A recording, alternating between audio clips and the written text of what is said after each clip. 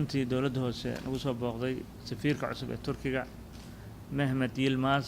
oo noqon doona safiirka u jooga dalka Turkiga walaalahana ay halkan booqashadan waxay ka tarjumaysaa xiriirka runtii Turkiga iyo Soomaaliya oo weligiisba ahaa mid xooggan Turkidana ay yihiin dadka kaliya ee runtii na tusay walaaltinimo dhab ah xaqiiq ah isla markaana kalgacal aan u qabno darteed annagana aan u soo dhaweynayno mar walba mudane safiir ku soo dhawaaw Muqdisho waa magaalo madaxdii caasimadii dalka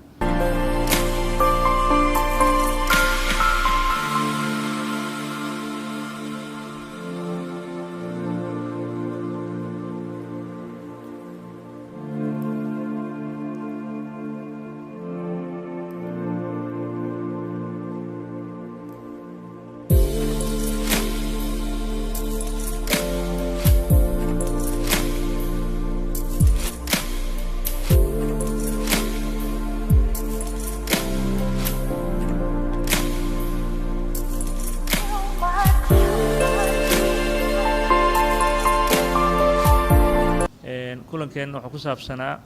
inaan warbixin ka siiyo xaaladda Muqdisho maamulka gobolka Banaadir iyo horumarada uu sameynayo iyo caqabadahana haysta iyo xiriirkii soo jireenka ahaa ee safiirka ka horeeyay iyo safaaradaba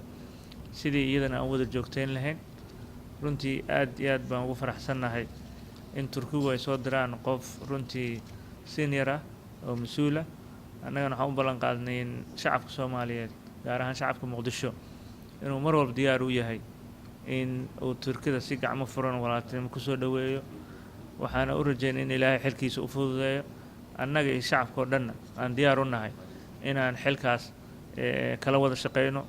sida ugu macquulsan oo Ilaahay ugu sahli karo marka kulan isbarasho kulan aan maamulka iyo waxqabadkiisa uga warbixinaynay kadibna ay jiri doonaan kulamo kale marka mudane safiir ku soo dhawaaw magaalada Muqdisho oo magaaladaadii ah